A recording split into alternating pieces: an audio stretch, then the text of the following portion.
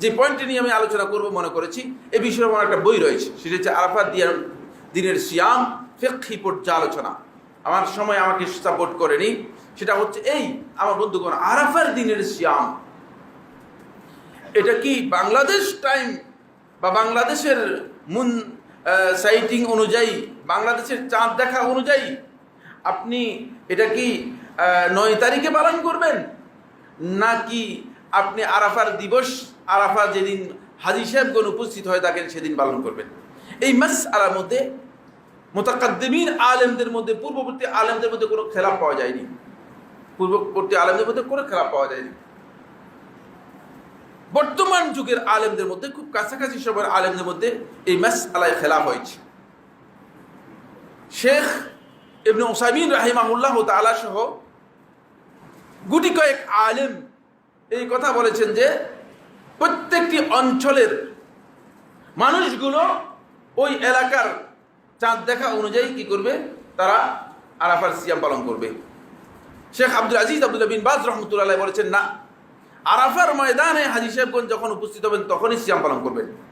এটাই সৌদি আরবের সর্বোচ্চ ওলামা পরিষদের ফতোয়া এবং স্থায়ী কমিটির ফতোয়া সৌদি আরবের এবং মিশর সহ অন্যান্য যেই পৃথিবীর ফিকহ কাউন্সিলগুলো রয়েছে, নির্ভরযোগ্য ফিকহ কাউন্সিলের ফতোয়া। এই মাসআলার মধ্যে আলেমদের ইখতিলাফ হয়েছে। তবে শেখ মোহাম্মদ বিন সালেহ আল উসাইমিন রহমতুল্লাহ আলাই আমার এই দুই চোখে দেখা এই পৃথিবীর সবচেয়ে শ্রেষ্ঠ ফকিহদের মধ্যে একজন ছিলেন।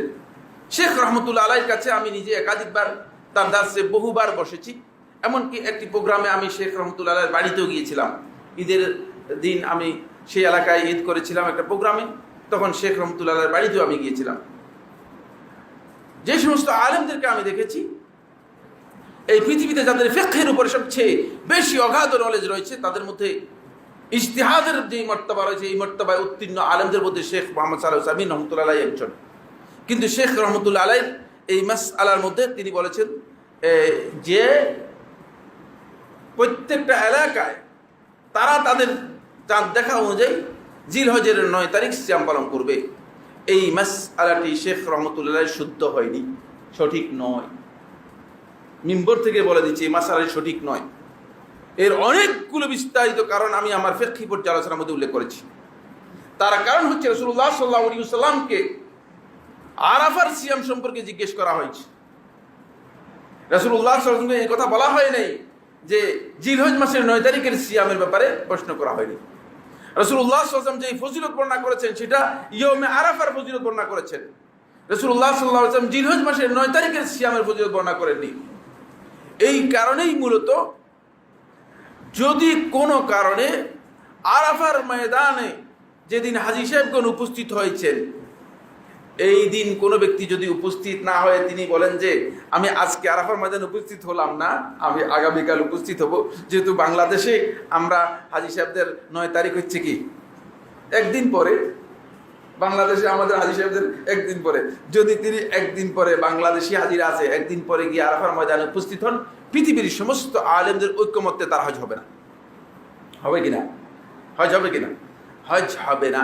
সুতরাং আরাফার ময়দানে যেই দিন হাজী সাহেবগণ উপস্থিত হবেন, এটাই হচ্ছে সবব। এই সিয়ামের সবব হচ্ছে এটি, এই দিনের শ্রেষ্ঠত্ব হচ্ছে এটি। তাই যদি কোনো কারণে মুনসাইটিংয়ের কারণে এটা বাংলাদেশে 9 তারিখ না হয়, যদি 8 তারিখ হয়, তাহলে আরাফার সিয়ামটা 8 তারিখে পালন করতে হবে। 8 তারিখে পালন করতে হবে।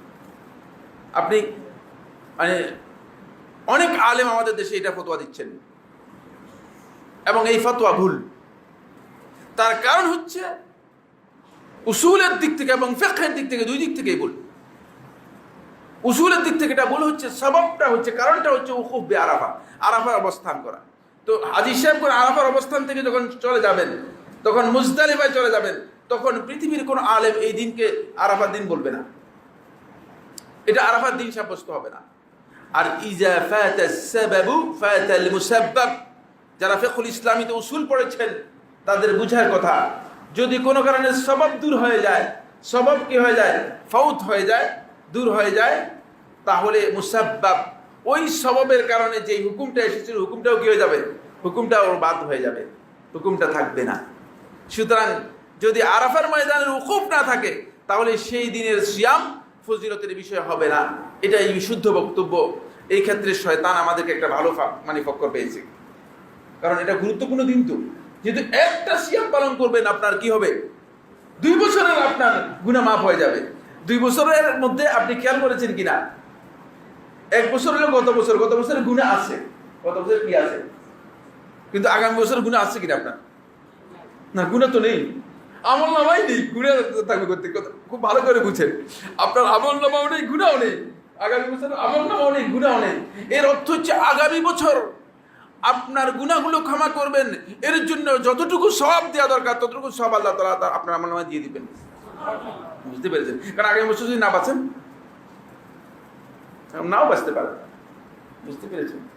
সুতরাং শয়তান এখানে খুব সুযোগ পেয়ে গিয়েছে। সেই সুযোগটুকু হচ্ছে এই, যদি একটা ফিকহি মাইন্ড পেস লাগাই দিয়ে, ইখতিলাফ লাগাই দিয়ে, বুঝতে পেরেছেন, আমাদেরকে শয়তান এই ফজিলত থেকে দূরে সরানো যায়। এবং এই কাজটুকুই আমাদের মধ্যে করতেছে।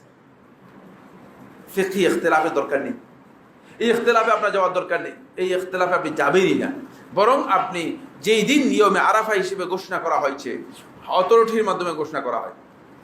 ইয়মে আরাফা কিন্তু এমনি হয় না, আরাফাত দিবস এমনি হয় না, মানে আমি ঘোষণা করে দিলাম হয়ে যাবে না, অথরিটির মাধ্যমে ঘোষণা করা হয়, কোর্টের মাধ্যমে, সর্বোচ্চ হাইয়াতুত তামিজ। এটা হচ্ছে মানে আমাদের যে সুপ্রিম কোর্ট আছে না, সুপ্রিম কোর্টের উপরে যে কোর্ট রয়েছে, অ্যাপেল ডিভিশন, যেটা সর্বোচ্চ কোর্ট, যেটি রয়েছে, এটা হাইয়াতুত তামিজ। হাইয়াতুত তামিজ থেকে এই ফয়সালা দেওয়া হয় তাকে যে হ্যাঁ আগামীকাল ইয়মে আরাফা হবে বা এত তারিখে ইয়মে আরাফা হবে। সুতরাং এটা কোনো ব্যক্তিগত ঘোষণা নয়, কোনো ব্যক্তিগত বিষয় নয়, এবং একজন ব্যক্তির এই ঘোষণার পরে ইখতিলাফ করা জায়েজ নেই, ইখতিলাফ হারাম। যদি এই কথাটুকু বুঝতে পারেন তাহলে পুরো মাসআলা বুঝতে পেরেছেন।